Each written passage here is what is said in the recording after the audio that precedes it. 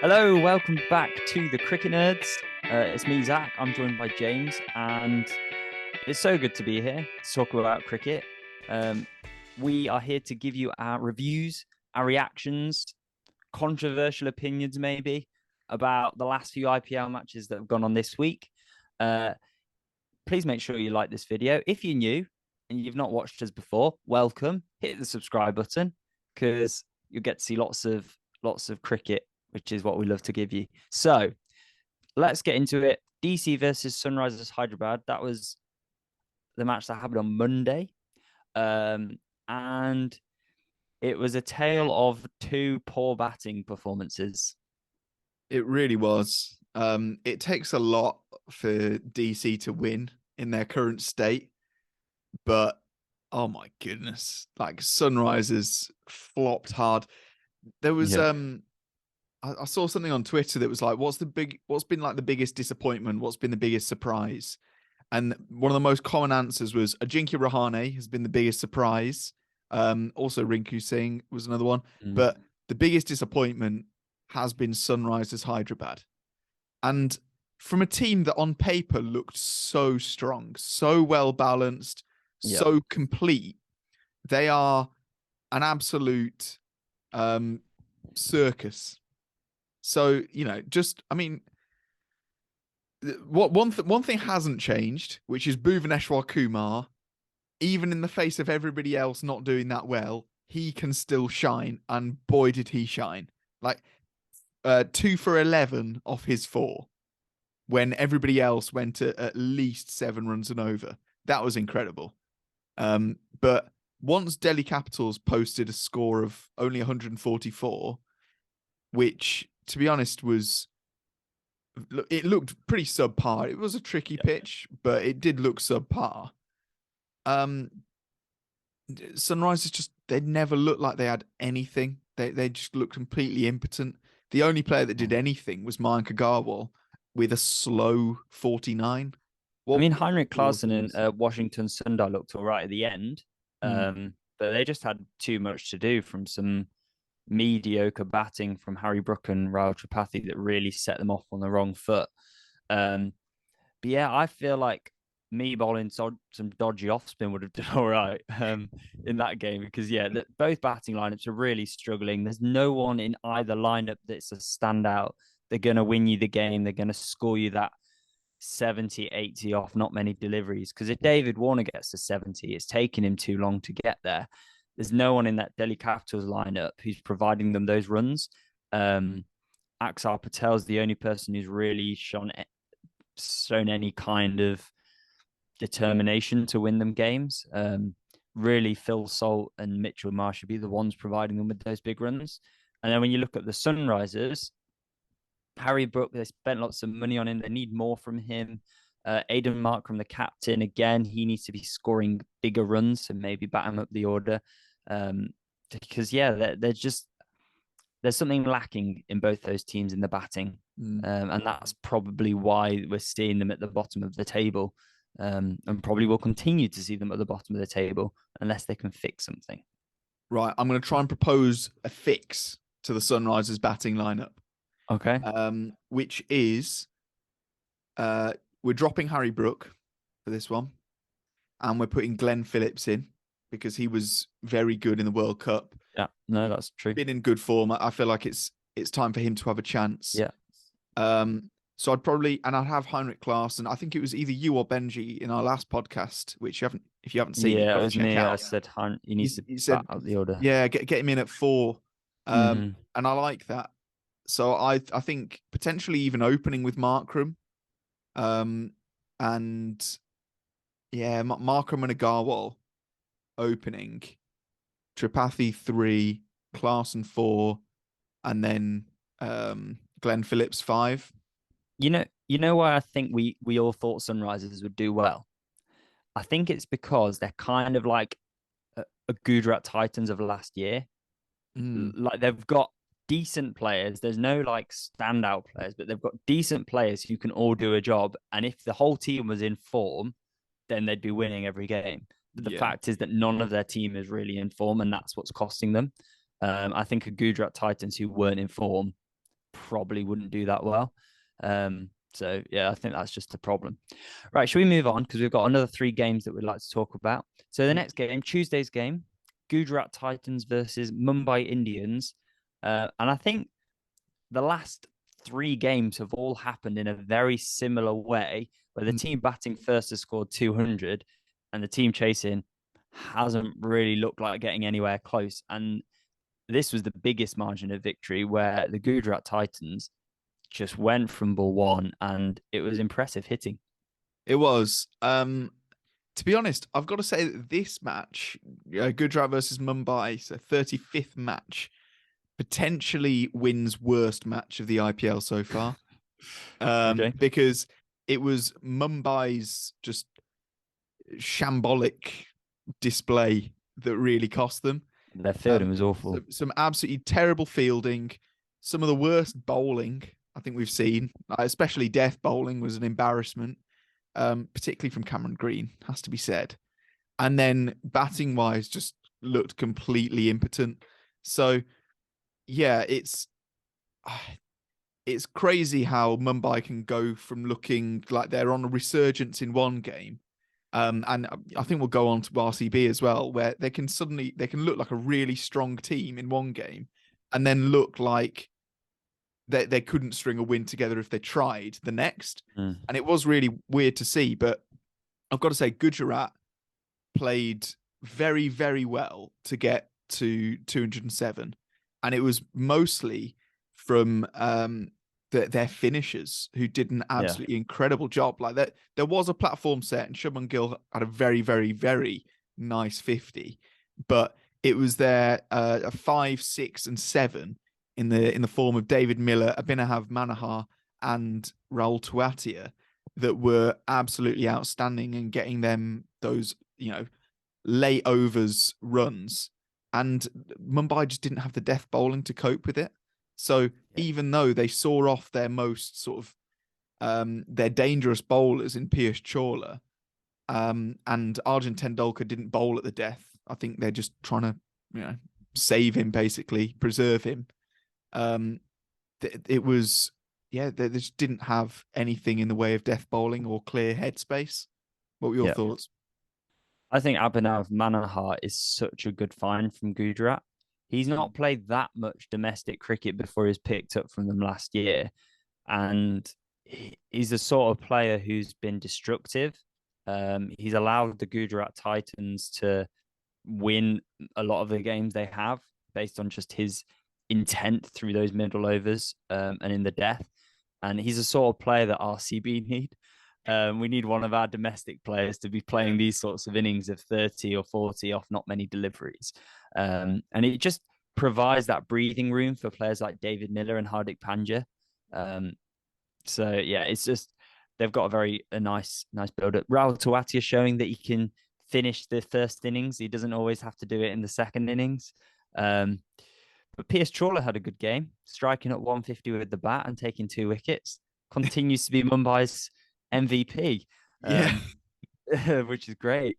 But yeah, I think it was a disappointment from Mumbai. And for me, they're kind of there's a few teams there's RCB, Mumbai Indians, and KKR who are kind of hit and miss. You're going to see them be amazing one day and not so good the rest. And I think that's going to be an interesting fight for the top 4 positions. Yeah, overall, like you said, wasn't the best cricket, but a deserved win for Gujarat nonetheless. So coming to Kolkata versus RCB, which I'm obviously sad about as an RCB fan myself. And yeah, I wasn't happy with RCB's performance, but we'll go to you first, James. What were your impressions of this game? My main kind of takeaway was that RCB have consistently throughout this tournament been, in my opinion, the best fielding side. I've seen them put down maybe 1 or 2 catches the rest of the IPL. In the field, they've been absolutely lightning. They've had so many direct hit runouts, which is how they won against Punjab. They also, they've saved so many runs through their fielding. And in KKR's batting innings, we saw two absolute dollies dropped and quite a few misfields as well. And it turned out to be the difference. It really did. Giving someone like Nitish Rana another chance was Two chances. absolutely massive. Yeah. There was, I thought, honestly, I thought things were going pretty well at the start, even though Jason Roy was teeing off, because Jagadeesan was playing an absolutely stinking innings of 27 off 29. I would call that a match losing innings if it lost them the match, but somehow they still managed to put up 200. And I think that, again, might hark back to RCB's death bowling a little. But yeah, it was for me, the fielding was the big difference. I don't know what because obviously you're going to be slightly more emotionally charged, but what are your thoughts? Well, it happened yesterday, so I've had a bit of time to come down from it. But I think Jagadeesan, obviously, you don't want to be going at less than 100 at the Chinnaswamy Stadium as your strike rate. But I thought we bowled well. Our bowlers were all right until those last few overs. But yeah, I agree with you. The fielding was what let us down because Nitish Rana got 48 of 21, which is a massive innings.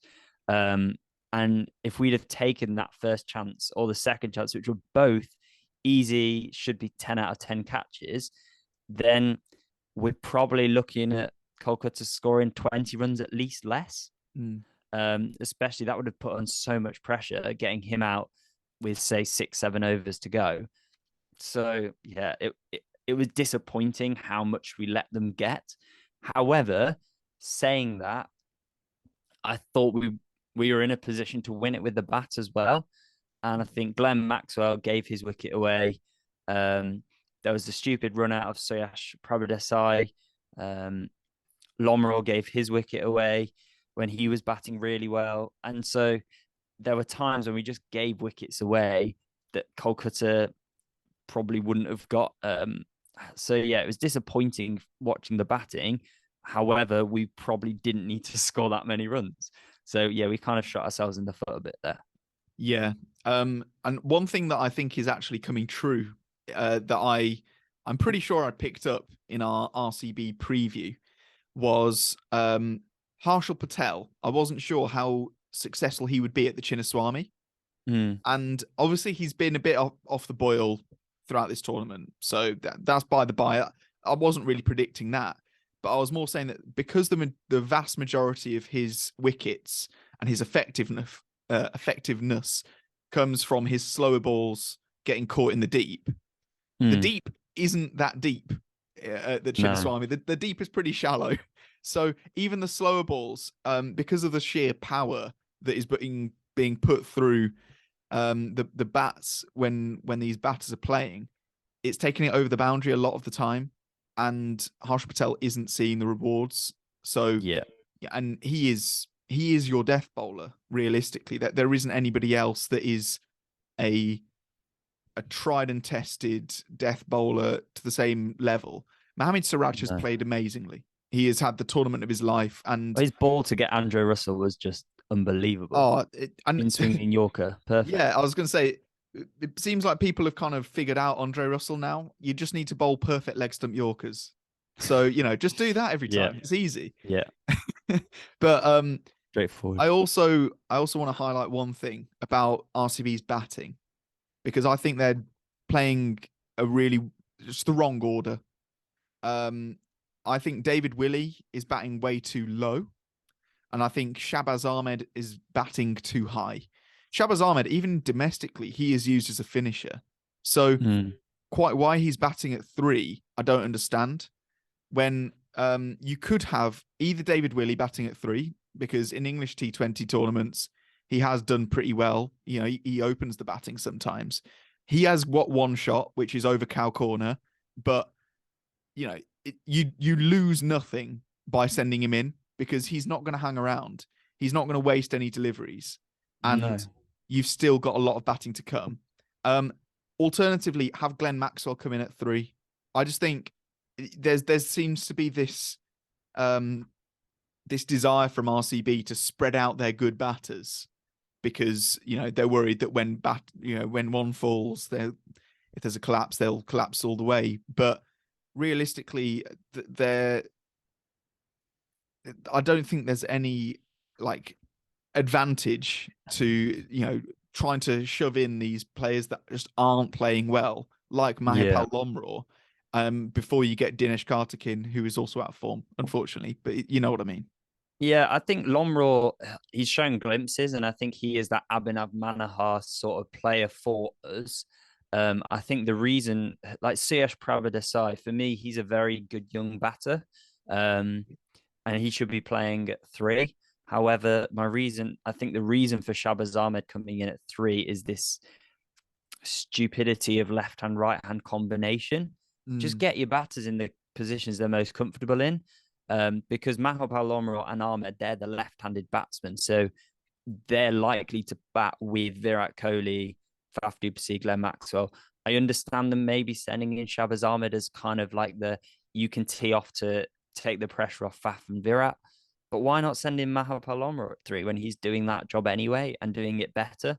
So yeah, I see that. And Dinesh Karthik, I think when he came in, there was just too much for him to do, because we'd lost that momentum by that stage. So And yeah, also, when you've got three very high quality mystery spinners in mm, the form of Soya Sharma, Varun Chakravarti, and Sunil Narayan. Obviously, Narayan hasn't been doing too great, but no, it doesn't it takes out the need for left right combinations in a way, because these guys spin it both ways. That's kind of the magic of it. yeah, And spin has been absolutely tearing through RCB. I think 15 of the 18 wickets that RCB lost against KKR in both matches were to spin. yeah, So it's showing that there is a definite weakness there. And just, get your players that are better at facing spin more. So Glenn Maxwell and Faf du Plessis are your best at playing spin. So yeah. get Maxwell in at three. That's my opinion. But like I say, really interested to know what RCB fans in the comments are going to think. Yes. Should we move on to our last match, which Yep. is Today's game. today's game, Rajasthan versus Chennai Super Kings. Rajasthan chose to bat first, trying to change their fortunes, Yeah, and boy, did it work. And definitely did. almost completely down to one guy, Yashavi Jaiswal, who has had an absolute breakout tournament, which is great to see. Yeah, I mean he played very well last season. He's playing very well this season. And when you've got a top three of Butler, Sampson, and then Jaiswell and Devdutt Padikkal, he's also having a great season. Um, so that they've got some very good batsmen. They've got a very good batting lineup. There's a reason why they're at the top of the table, because their top four are firing, and they've got some really good bowlers, some class spinners.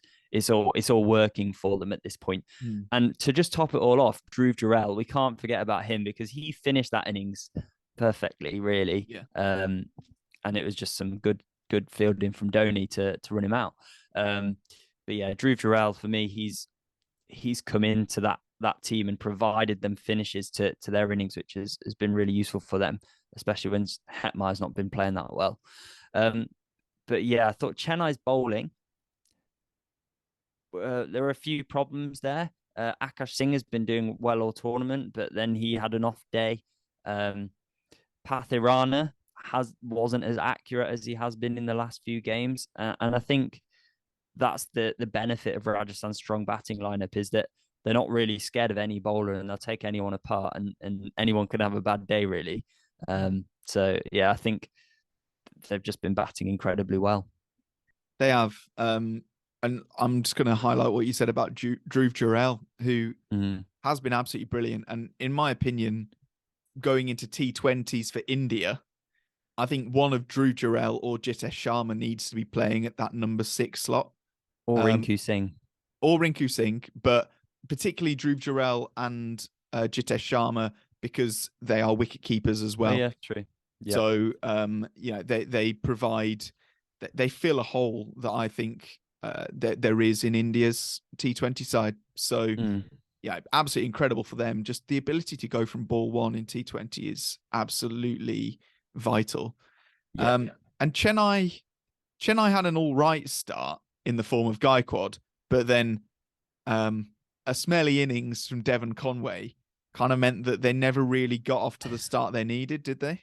No, and I thought that Devon Conway and Ajinkya Rahane, who have been their two standout batters all year, Mm. kind of played in their usual ways. Well, Rahane especially, and Devon Conway just didn't play very well at all, and they just sucked out all the momentum from the first 10 overs, meaning that Chennai were always out of the game after the 10th over, even though Moeen Ali and Jadeja got it closer for the net run rate. It was just too much to do. Yeah, Shivam Dube is playing very well at the moment. He is. And I put out a tweet. So if you haven't followed our Twitter yet, it's in the link tree down below. But I was saying that Shivam Dube gives all village cricketers hope because he doesn't move his feet at all. And yet he's getting consistent. I think this is third 50 in a row. And I don't think he's moved his feet at all the whole time. No. So it's brilliant to see. Just stand there and smack it, and it works. He must have the best hand-eye coordination going. But oh yeah, it goes back again to should Dhoni be batting higher up the order? I know the fans wanted to see Dhoni. Literally, Conway and Gaikwad walk out to the middle. I think they face two balls, and then I can hear shouts of Dhoni, Dhoni, Dhoni from the crowd. So give the fans what they want, man. Stop teasing. He should have come in instead of Raidu. Yeah, I just get him in early. Just get him in the 11th over. They are kind of playing Moeen Ali weirdly, because Moeen Ali did really well at number 3 for them, but they've just gone away from that, which is weird. But there we go. Yeah. Right, we do have time for a CNQ. And this one is from always time, especially when it's from Inderjeet Bhullar, who has said, which one do you guys like more? High-scoring chases or low-scoring thrillers? And also, you guys are doing a great job. Lots of love. Thank you, Inderjeet. We do really appreciate the support. Oh, that's a really good question. I'm going to say, if I'm supporting the team, I like a high-scoring chase that we win. But if it's a neutral game, and if I don't really have a dog in the fight, I prefer a low-scoring thriller. I just think they've built up so much more tension, and yeah, they're a bit more exciting in my opinion. What's your call? I'm completely the other way around. If I'm supporting the team, I like a low-scoring thriller. I think those victories where you just stop a team from scoring 120, it's just. But then struggle to get the 120 yourself. Oh, but it's just for me it ends better. But the high-scoring chases I prefer to watch for a neutral team. I think it's because for years I've had RCB needing to score lots of runs to win games and failing. So maybe that's the problem. But yeah, that's how I think about it. But thank you so much for watching. If you've watched this far, hashtag bring back Benji in the comments down below. He's actually on holiday. But I'm sure he'll be watching. Anyway. Yeah. Hi, Benj. Sorry, Chan, I lost today. And is there anything else? Yeah, leave your CNQs. You could feature in one of our podcasts, which would be great. Continue to follow us on social media. As James says, the link tree is in the description. And we hope to see you soon. So goodbye.